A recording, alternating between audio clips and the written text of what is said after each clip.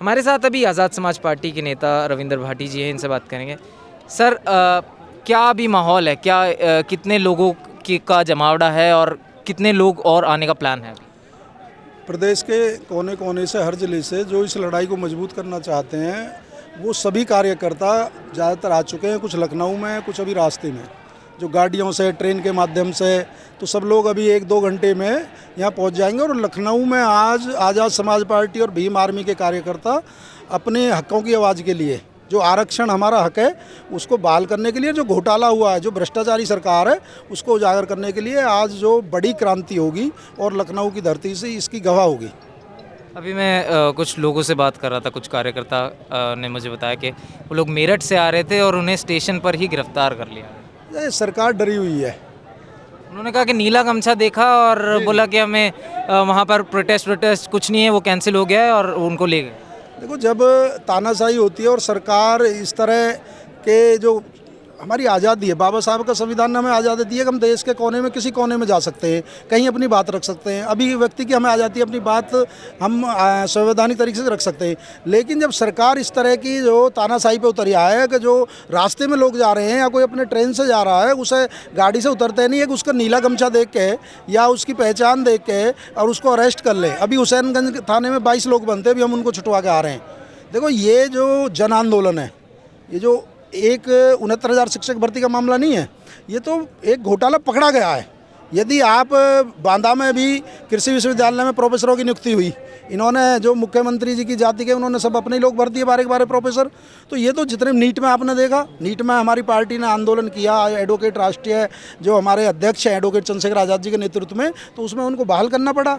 आप इन्होंने जो भी सरकार में भर्तियाँ हुई हैं सब में घोटाले हुए हैं और आरक्षण को दरकिनार रख के, जो संविधान की मूल भावना उसको अलग रख के, इन्होंने जो अपने लोगों को जो योग्य नहीं है उनको नियुक्ति पद देने का काम किया। और जो 73 दिन से यहाँ शिक्षक बैठे हैं, 73-75 दिन हो गए, और आज तक जहाँ मुख्यमंत्री का आवास नज़दीक है, यहाँ पूरे पार्टियों के नेता रहते हैं, लेकिन इन लोगों की कोई आवाज़ नहीं सुन रहा था। लेकिन जब से एडवोकेट चंद्रशेखर आज़ाद जी ने मोर्चा संभाला है, अब हमें उम्मीद है कि जो हमारा शिक्षक भर्ती वाला जो घोटाला, ये सरकार की पोल खुलेगी और जो इन्होंने घोटाला किया इनको नियुक्ति पद देने होंगे।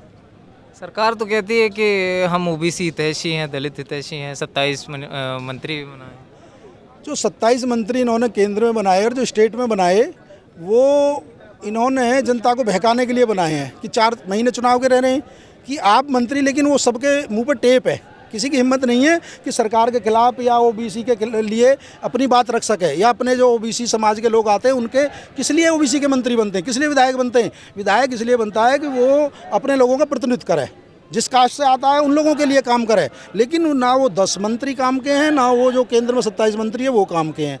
और ओबीसी ने भारतीय जनता पार्टी की सरकार बनाई, लेकिन सबसे ज़्यादा जो डकैती डाली गई है वो ओबीसी के अधिकारों पर डाली गई है।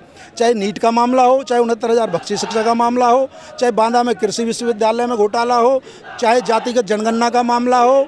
इन्होंने जो मंडल कमीशन की 40 सिफारिशें, आज तक उनमें से 2 सिफारिशों को लागू किया है और आज तक मंडल कमीशन की पूरी सिफारिशों को लागू नहीं किया है। 27 मंत्री जो बने उसके बाद लोग कहने लगे तो मंडल दौर दूसरा आ गया, दूसरा मंडल दौर। बिल्कुल, यदि आज आप देखो, मतलब सिर्फ 27 मंत्री बनाकर कह रहे हैं कि मंडल का दूसरा दौर आ गया। जो 27 मंत्री बनाए हैं वो केवल वोट लेने के लिए बनाए हैं। क्या किसी मंत्री का बयान आया 69,000 शिक्षक भर्ती पे, नीट पे किसी ओबीसी के मंत्री का बयान आया?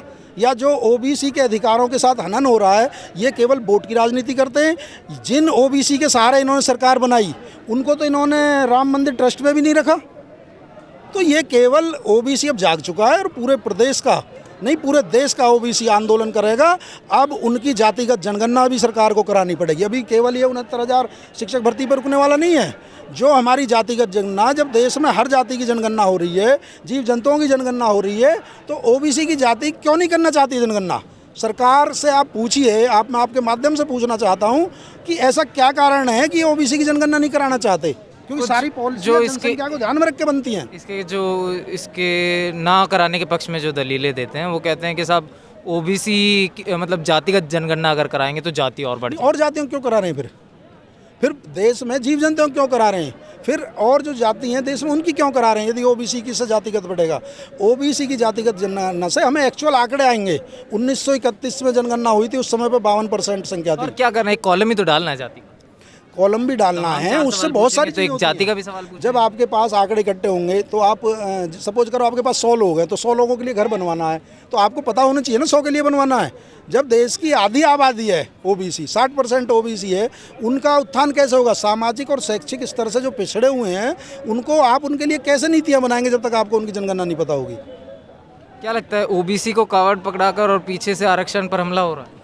आरक्षण पर हमला हो रहा है, संविधान पर हमला हो रहा है, और जो लोकतंत्र है देश का उसको ख़त्म करने का प्रयास किया जा रहा है। लेकिन आज़ाद समाज पार्टी एडवोकेट चंद्रशेखर आज़ाद जी के नेतृत्व में जो इनके मंसूबे हैं भारतीय जनता पार्टी के, जो अंधी बहरी और गूंगी सरकार है, गूंगी और बहरी तो दुनिया कहती है लेकिन अंधी भी सरकार है, इनको लखनऊ की राजधानी में इतने शिक्षक दिखाई नहीं दे रहे जो पिछले 75 दिनों से बैठे हैं। यदि वो हक अधिकार मांगने जाते हैं तो उन पर लठ बजाया जाता है, और कल को इनके पैर धोएंगे SC ST के। जब इनको वोट की जरूरत होती है तो उनके पैर धोने लगते हैं, और जब उनके अधिकारों की बात आ जाती है उनको लठ देने का प्रयास कर रहे हैं। तो इस लठ का जवाब 22 में दिया जाएगा, और ये प्रदेश और केंद्र से इस जो हिटलरशाही सरकार है इसको उखाड़ फेंकने का आज़ाद समाज पार्टी काम करेगी। जय भीम।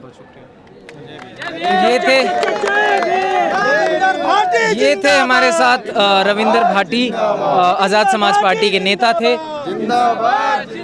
और क्या अपडेट है इस पूरे आंदोलन से हम आपको देते रहेंगे।